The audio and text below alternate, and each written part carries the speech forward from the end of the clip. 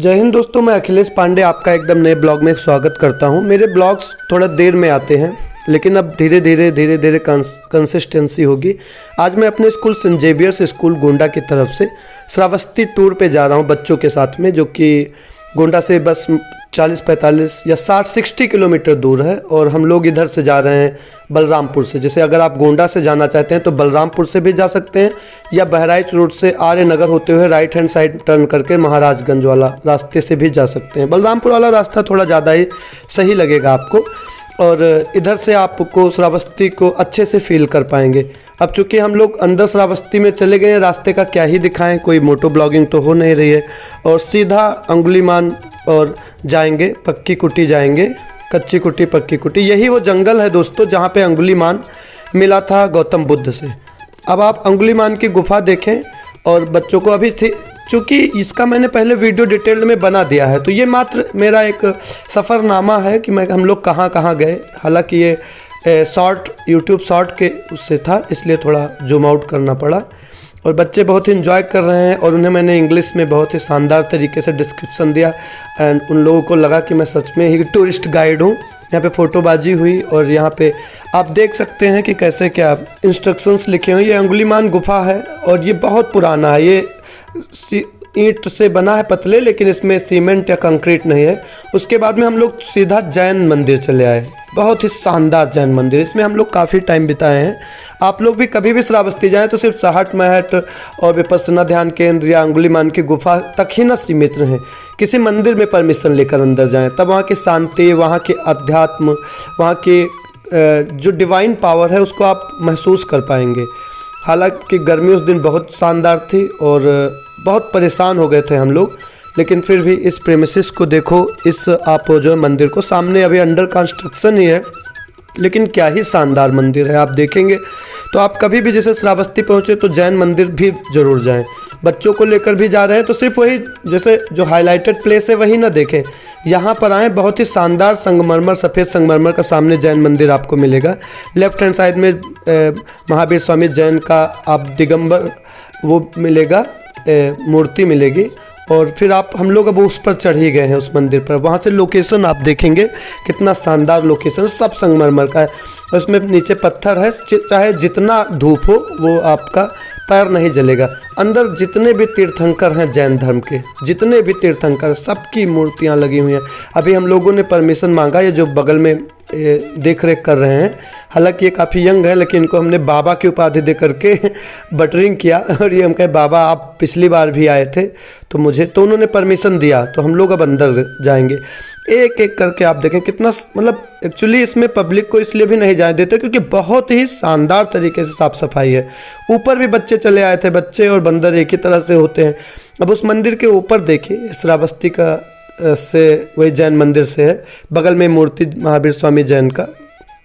और उसके बाद में आप देखेंगे छोटे छोटे पत्थर के यहाँ पे भी पहाड़ों की तरह नुमा बना है। मतलब बहुत ही सही चीज़ें हैं जो भी हैं, एकदम सुकून से बना। यहाँ पे ना हम लोग अपने पास में हैं, उत्तर प्रदेश में या कहीं भी हैं, श्रावस्ती नहीं आते हैं। और हम देखें श्रीलंका से, चाइना से, म्यांमार से, थाईलैंड से लोग श्रावस्ती आ रहे हैं और इन सब चीज़ों का आशीर्वाद प्राप्त कर रहे हैं। अब देखेंगे आप, एक एक को शीशे के अंदर है इसलिए चमक है। और ये पहाड़नुमा छत पर बनाया गया है एक एक, मतलब ऐसे कुछ भी इसमें एक्स्ट्रा आपको नहीं लगा कि ये एक्स्ट्रा बना है। एक एक चीज़ बहुत ही शानदार तरीके से यहाँ पे किया गया है। और काफ़ी मतलब आपको कुछ मतलब कि शांति, अगर आप जीवन में जैसे अमन सर भी आए, सारे बच्चे हैं वहीं सेंट जेवियर्स स्कूल के, और हम बताएं कि जैसे जीवन में काफ़ी उथल पुथल हो या बिजी रहते हो तो एक दिन आप श्रावस्ती ज़रूर आया करिए। श्रावस्ती में आप प्रायर मीटिंग करके, मैं आपको कुछ इन्फॉर्मेशन दे दूं, जैसे विपस्सना ध्यान केंद्र का क्या है सिस्टम, कि प्रायर एक बार आप उनसे उनके वेबसाइट पे जाके या उन्हें कह दीजिए, अपॉइंटमेंट ले लीजिए, फिर पूरा दिन के लिए आइए और मोबाइल स्विच ऑफ करके आपको सिर्फ मेडिटेशन कराएंगे। अब अंदर से वो मंदिर का आप देख लीजिए इन्फॉर्मेशन, और मैं आपको जो इन्फॉर्मेशन दे रहा हूँ कंप्लीट कर रहा हूँ। जैसे एक दिन शानदार तरीके से आप मेडिटेशन करेंगे, परिवर्तन आएगा लाइफ में।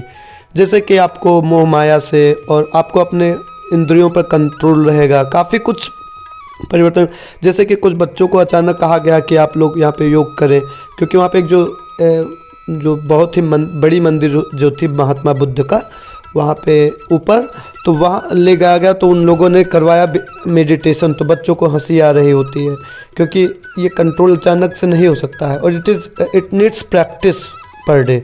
हम लोगों को प्रैक्टिस करनी पड़े, तो वही प्रैक्टिस वहाँ कराया जाता है। विपश्यना ध्यान केंद्र में आप समझ लीजिए कि बाहर से लोग आते हैं और काफ़ी दिन तक रह के जाते हैं और ट्रांसफॉर्म होके आते हैं। यहाँ पे आप देखिए एक एक मंदिर स्वामी महावीर स्वामी जैन हैं और उनके जैन धर्म के जितने तीर्थंकर हैं सबकी एक एक मंदिर वो बनी हुई है, स्टेचू बनी हुई है एक एक, बहुत ही, और उसमें इंफॉर्मेशन लिखा हुआ है सबका।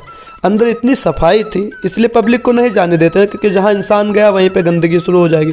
बच्चे जो है वो भूत के साथ में पोज दे रहे हैं लड़के लड़के ही रहेंगे बिल्कुल शानदार तरीके से। और फिर एक राउंड पूरा आप घूम के, हालांकि वो रुकने नहीं दे रहा था, लेकिन अब जब हम लोग चले ही गए तो अब कैसे ही ना रुकें, ठीक है। अब उसके बाद में आप आकर के यहाँ सोचिए श्रावस्ती में आप गए हों और ये सब जगह ना देखे हों, तो ये किसी मंदिर में जाएंगे तो ये चीज़ें दिखाई देंगी ना, नहीं तो आप बाहर से रोड देखिए और वही पुरानी चीज़ें देख लीजिए, बस चले आइए। यहाँ पे मतलब अजीब सी शांति है। अभी हम लोग तो क्राउड में ग्रुप में गए थे, 120 ग्रुप का था।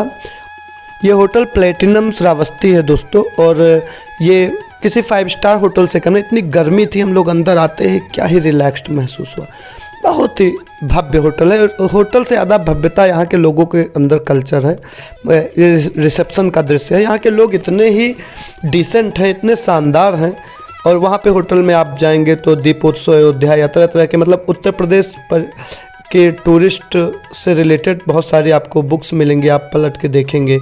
मतलब उत्तर प्रदेश गवर्नमेंट को और टूरिज्म को ये प्रमोट करें, क्योंकि यहाँ पे ना इंटरनेशनल टूरिस्ट आते रहते हैं, ये बुक रहता है। अब अंदर हम लोगों ने खाना खाया, बहुत ही अकेले जाने में हालत ख़राब हो जाती है। अमन सर थे, प्रिंसिपल मैम थी और बच्चों ने भी सारा करके बड़ा ही अच्छा मैनेज किया। दृश्य देखिए प्लेट आप इनके रिसेप्शन का। उसके बाद में डांस हुआ, अमन सर, दोनों अमन सर हैं, ये लोग डांस में जानते ही हैं।